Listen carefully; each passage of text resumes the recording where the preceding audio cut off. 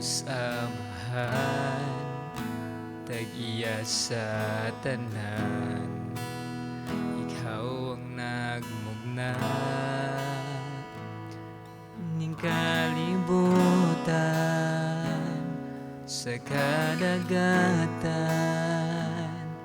ug kalangitan.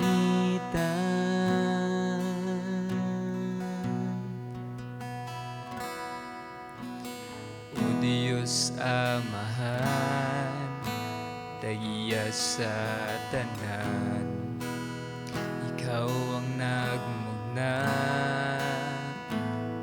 ning kalibutan sa kadagatan ug kalangitan.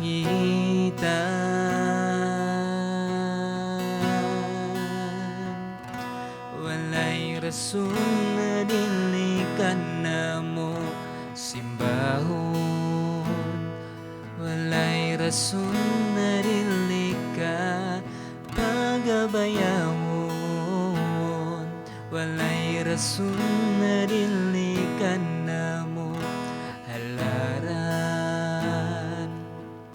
pasidunggan, pasalamatan sa tanan.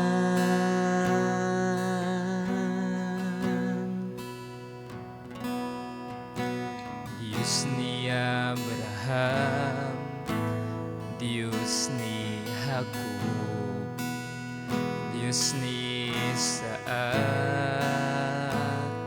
o Diyos ka namo, imong katawhan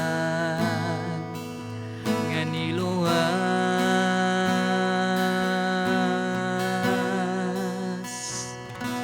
Walay rason na dili ka namo simbahon, walay rason na dili ka pagabayawon, walay rason na dili ka namo halaran, pasidunggan, pasalamatan, walay rason na dili ka namo simbahon, walay rason na dili ka pagabayawon, walay rason na dili ka namo halaran, pasidunggan, pasalamatan, pasidunggan, pasalamatan, pasidunggan, pasalamatan sa tanan.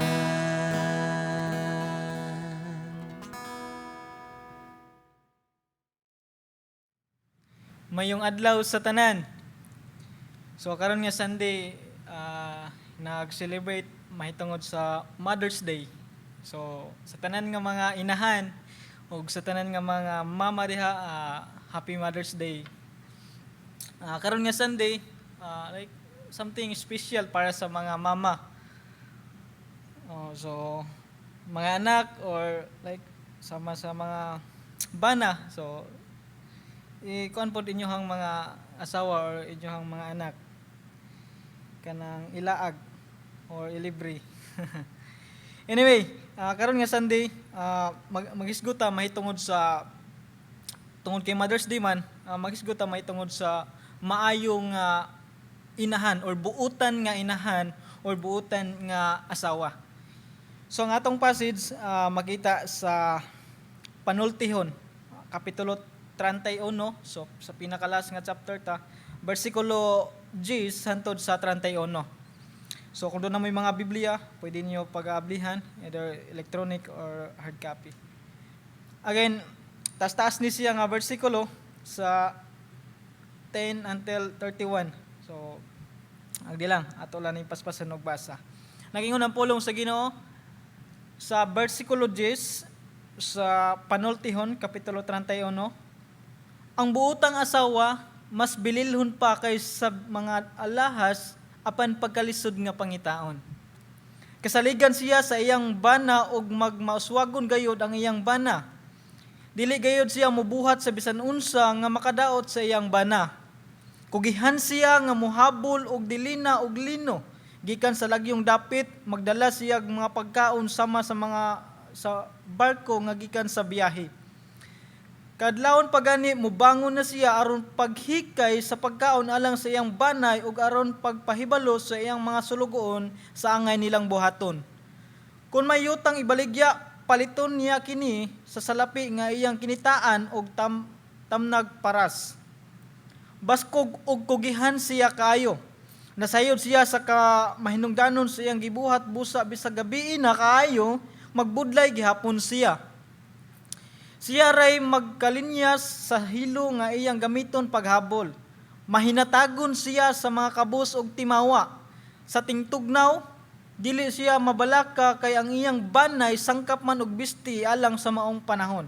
Maghimo siya hapin sa katri og magbisti siya anindot nga lino nga bulok tapol. Inila ang iyang bana og usa sa mga kadagkuan sa lungsod.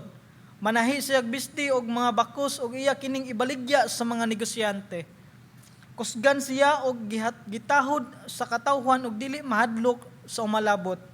Inubanan sa kaalam ang iyang pagpanulti og manggiluyon siya.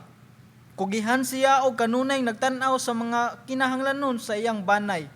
Gimahal og gidaig siya sa iyang mga anak og dayugon usab siya sa iyang bana. Ang iyang bana moingon kaniya, daghang asawa nga buutan apan walay makatupong kanimo. Ang kaanyag sa babae malimbungon ug dili molungtad. Apan dalaygon ang babaeng nagtahod ug may kahadlok sa Ginoo. Dayiga siya sa tanan niyang gibuhat, angay siyang tahuron sa tanan. Magampo ta tong ito katong mga ulo. O Dios nga gamahanan dalaygon kanining orasa. Salamat sa panahon. Salamat nga din niasab kami magtuon sa imong mga pulong. Kanunay i-open ang mga kasing-kasing nga din ang imong mensahe nga imong ipaabot karon. Magapanulti sa matag usa kanamo. Dili ako ang mga pulong kun dili ang imong mga pulong o Dios nga imong ipaabot sa matag usa. Nga among makatunan ug ma-apply sa mga nga pagkinabuhi. Subay ug kuyon sa imong kabubuton. Among isalig-an nimo ang among mga oras karon sa pangalan ni Jesus. Amen o amen. Now, kini nga libro sa panultihon, so dunay dili ra kay usa ang nagsulat niini. Ang kasagaran nga ato ang nailhan or noon nga nagsuwat nining panultihon kay si Solomon, but dunay uban nga naay lain nga mga author ani nga mao nga libro, mga anon ang uban nga name. Unya kini nga mao nga libro sa panultihon is mahitungod ni siya, like ang kinatibuk-an nga context aning panultihon is mahitungod ni siya unsaon pagkinabuhi nga makapalipay sa Ginoo, nga diin pagkinabuhi nga uyon og subay sa kabubuton sa Ginoo, o pagkinabuhi nga like para sa kaayuhan sa kadaghanan o kaayuhan sa uban nga mga tao. So ang ato nga passage karon like very kayo noon nga bersikulo mahitungod sa usa ka inahan, mahitungod sa maayo nga inahan, nga diin nag-describe siya sa kinaiya sa godly nga inahan, excellent nga inahan, unya talagsaon nga inahan. Ato nang mabasa sa ato ang passage nga sa bersikulo 10. Unya kini usab nga passage nga atong pagatun-an karon usa ka standard mahitungod sa maayo ug buotan nga inahan. Devoted kay siya sa iyang nga family, sa iyang bana ug sa iyang mga anak. Now, nato nga mga tao, doon natin nagkanilain nga like ideas or nagkanilain nga standard mahitungod kung unsa ug kinsa ang buotan nga inahan or buotan nga babae. So matagusan nato dunay nagkanilain nga definition kung unsa na. Siguro kang Kuya Jerry lahi ang definition sa buutan, unya sa kuha lahi pod, siguro sa inyo hapod lahi pod kung unsa ang buutan nga para ninyo unsa. But now, maghisguta mahitungod kung unsa ang gisulti sa pulong sa Ginoo. Like biblical nga standard or definition mahitungod kung unsa ang buutan nga inahan or buutan nga asawa. So dunay 5 ka buok o 5 ka punto nga atong paghisgutan karon. So medyo daghan. Alam mo kabalaka kay dalion rin nato kay para kuan something dili kay ta maburingan kung taas ra kayo. Anyway, again, maghisgot ta mahitungod sa buutan nga inahan or buutan nga asawa. O karon maghisgot ta sa mao nga passage nga atong ginatun-an kung unsa nag-define ang ato nga passage karon kung unsa ang buutan o kanang maayo nga inahan. Nga din ang atong makita, ang una nga punto, na sa versikulo 11 o 12. Nga diin, una nga definition sa buutan nga inahan, atong makita, kasaligan. Sa versikulo 11, nag-ingon, kasaligan siya sa iyang bana o magmauswagon gayod ang iyang bana. So, atong makita, and then sa versikulo 12, dili gayod siya mubuhat sa bisan unsa nga makadaot sa iyang bana. Ang una nga gihisgot sa atong nga passage kung unsa ang definition sa buutan o maayo nga inahan, una is kasaligan. Kasaligan sa iyahang bana. So, og maghisgot ta og kasaligan, so ma-involve na dinhi ang like loyalty sa usa ka asawa or sa usa ka inahan. Ang iyahang pagkaluyal nga like dili gid siya mangita og lain kung kinsa iyang gipakaslan like mao na gina hantud sa iya nga kamatayon. So inana nga naa siya like ang iyang pagkamatinud-anon ngadto sa iya nga bana, so included na nga mahimong masaligan or kasaligan ang usa ka babay. And then ma-involve po diha ang like kwarta. So ang kwarta nga gihatag sa iyang bana, ang gihatag niya nga diin magamit sa asawa sa sakto nga paagi. Kung unsa ang panginahanglanon sa ilang balay, unsa ang panginahanglanon sa iyang mga anak or sa iyang bana, or sa ato nga passage ang na-mention diya sa tibok banay nga diin kasaligan siya. And then sa household, sa tibuok panimalay nga mahimo siya nga sa bisan unsa nga aspects like kasaligan ang mao nga inahan or ang mao nga asawa or ang mao nga babay. So mao na ang ato ang una nga makita nga definition biblical nga standard mahitungod sa buutan nga inahan or buutan nga asawa. Again, kasaligan. So sa ato ang passage nagisgud nga talagsaon ra kaayo ni nga mao nga klase sa babay. Nga diin kasaligan siya. And then, atong makita ang ikaduha nga definition or standard or biblical kung unsa ang buutan nga inahan. Makita nato sa versikulo 13 hangtod sa 19 nga naa diha ang ikaduha, kugihan. So hardworking kaayo ni siya nga klase sa inahan or asawa or klase nga babay. Ug mao na ang ikaduha nga definition. Sa bersikulo 13, kugihan siya nga muhabol og dilina og lino.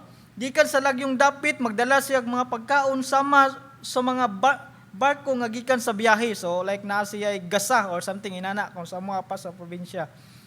Unya kadlawon pagani mubangon na siya aron paghikay sa pagkaon alang sa iyang banay ug aron pagpahibulo sa iyang mga sulugon sa angay nilang buhaton. So grabe kakugihan ang gi-describe dinhi nga diin sayo pagani or kadlawon pagani mumata na siya, mumata na ang mao nga babay or ang mao nga inahan aron sa pag-andam og pagkaon para sa iyahang pamilya. O, grabe ang iyahang kakugi, grabe ang iyahang like ang iyang effort para sa iyang family. Ang iyang pag-andam og pagkaon, so kana ug gani ang word nga kugihan dinhi is katulog gibalik-balik. Sa bersikulo 13, sa bersikulo 17, na diha baskog og kugihan siya kaayo. 27, kugihan siya og kanunay nagtan-aw sa mga kinahanglanon sa iyang banay. So inana ka kugihan ang mao nga babay, ug mao ni ang ikaduha nga definition sa buutan nga inahan. Ug ang ikatulo, makita nato sa bersikulo 20 hangtod sa 21, mahinatagon. Mao ni ang ikatulo nga definition sa buutan nga inahan, mahinatagon. Sa bersikulo 20 akong basahon, mahinatagon siya sa mga kabus og timawa. Sa tingtugnaw dili siya mabalaka kay ang iyang banay sangkap man og bisti alang sa maong panahon. So kini nga mao nga klase sa babay, like naa siya kasing-kasing nga mo tabang, na siya kasing-kasing nga mohatag sa mga tawo nga naa sa panginahanglanon. Like kini nga mao nga babae, dili siya like kung unsa ra ang iyang gihunahuna ba nga para lang siya ang kaugalingon nga selfish lang kaayo, dili like something dili ingon na. Kun dili na siya kahangawa, doon na siya kaluoy nga motabang ngadto sa uban, labi na sa mga like gimension din mga kabus o timawa. So kini nga mao nga klase sa babay, matinabangon siya sa mga tao nga nasa panginahanglanon, mga tao nga luoy or angayan nga tabangan. So mao ni nga klase sa babay nga diin maanindot kaayo. Like nindot kayo nga kinaiya nga naa usab sa iyaha.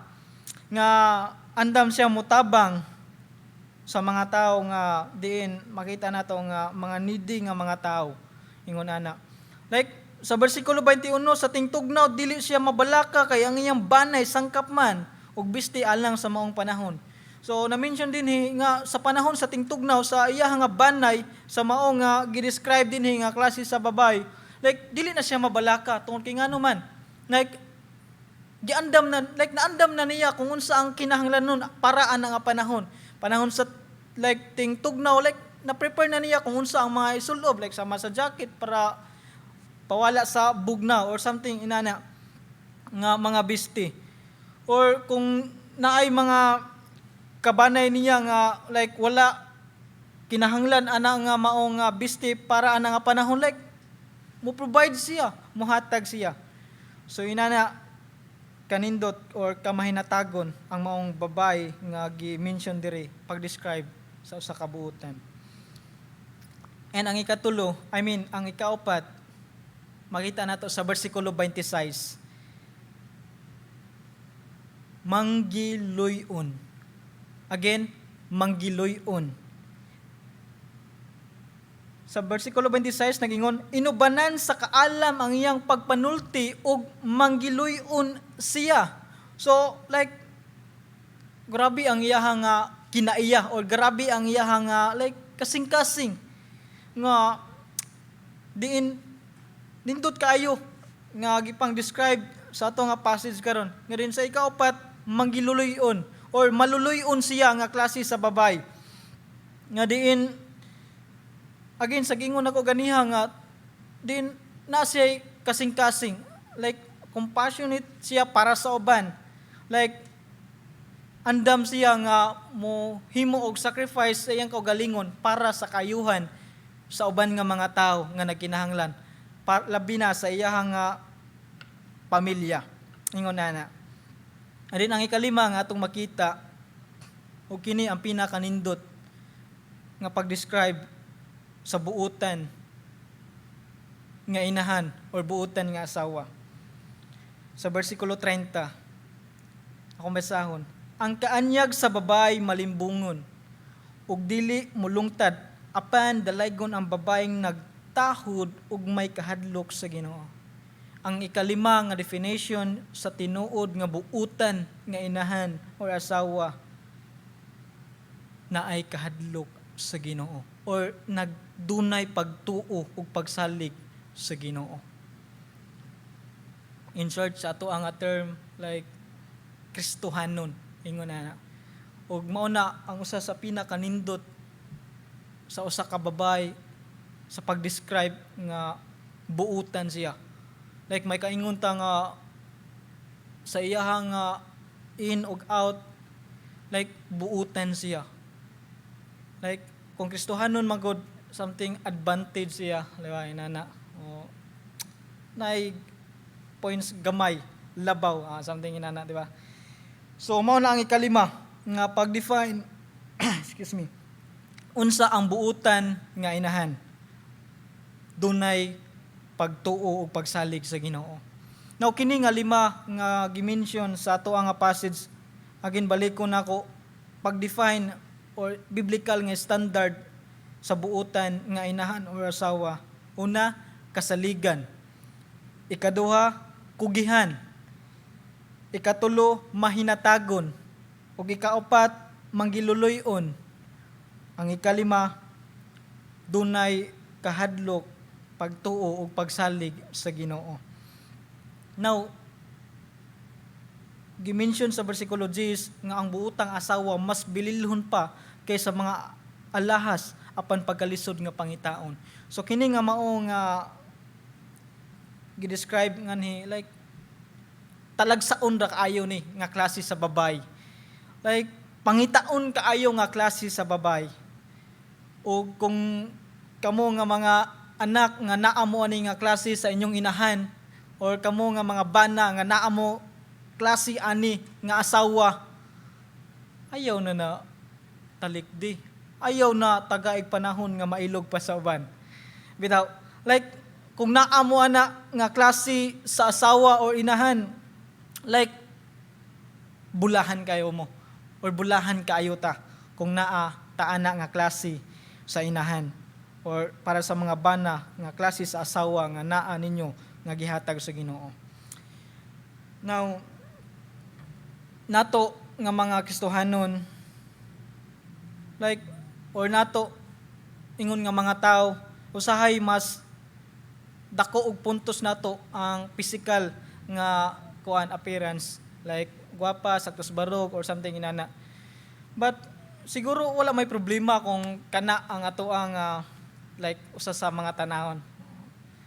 But mas nindot usab kung naa ang pagka nindot, ang pagkagwapa, at the same time ang iyang kasing-kasing gwapa usab. Dunay nindot nga kinaiya sama sa gi-describe sa ato nga passage nining adlaw. So sa matag usa nato nga diin mahimo ta nga dunay like kabalo nga mo analyze kung unsa ang sakto, unsa ang para sa kaayuhan sa tanan, unsa ang kaayuhan sa matag usa, ug unsa ang makahimaya para sa Ginoo. So kana nga mga kinaiya or sa mga ulitaw nga padulong magminyo, so tanaw-tanawan na ninyo kung naaba sila ani nga mga babay nga inyuhang tanaw-tanaw or gidiskartihan, something inana. So ang tanan makaingon ta nga naa ni makabot or naa ni nga kinaiya sa babay or sa matag usa ka mga tao, dili pinaagi sa kaugalingon nga kapasidad, kundi kining tanan gikan lang gyud sa tabang o grasya sa atong buhi nga Ginoo. Mao na nga unsa o kinsa man ta, or naa man ta ani nga mga kinaiya, or pipila lang or wala, like paningkamutan nato uban sa tabang sa Ginoo nga sa tanan natong pagabuhaton o sa tanan nato nga pagpanulti, pagapanglihok nato, like mahimo ta nga diin panag-ingnan ngadto sa matag usa, ilabi na sa imuha nga atoa nga pamilya, nga mahimo ta nga diin dunay maayo nga impact ngadto sa matag usa. Ug pinaagi ni ana walay laing ngalan nga matuboy ug mapasindunggan, mao lang ang ngalan ni Ginoong Hesus. Atong idukot ang ulo, mga kaampo ta. Ginoong Dios, dalaygong ka nining orasa. Salamat kay Ginoo sa imuhang mga mensahe nga diin nag-describe, Ginoo, unsa ug kinsa ang buutan nga inahan or buutan nga asawa. Ug salamat kay Ginoo sa imuhang mga pulong nga naghisgot nga dunay mga pipila ka mga butang nga pag-describe ug salamat kay Ginoo nga imong tabangan nga diin mahimo mi nga wise Ginoo sa among mga desisyon, sa among mga plano sa kinabuhi, sa among paglangtaw sa usa Ginoo nga din mahimo o Dios nga ang tanan among isalig kanimo according kung unsa imong kabubuton Ginoo. Ug tabangi ang matag sa Ginoo nga din mahimo Ginoo nga dunay kasing-kasing nga diin makugihon, dunay kasing-kasing nga maluluyon, dunay kasing-kasing Ginoo nga diin mahadlokon kanimo og usa ka tawo nga kasaligan sa usa ka pamilya o labaw sa tanan diin dunay pagsalig kanimo o Dios. Amahan ang matag usa, ikaw pa din mag-bless, pa din ka magpanalangin, pa din magpasinati sa imong comfort, sa imong kalipay o kalinaw nga din dili ma-offer sa kalibutan. Amahan among itugyan kanimong tanan, uban ang pagpasalamat sa pangalan ni Jesus. Amen o amen. Walay rason na dili ka na mo simbahon. Walay rason na dili ka pagabayawon. Walay rason na dili ka na mo halaran. Pasidunggan, pasalamatan sa tanan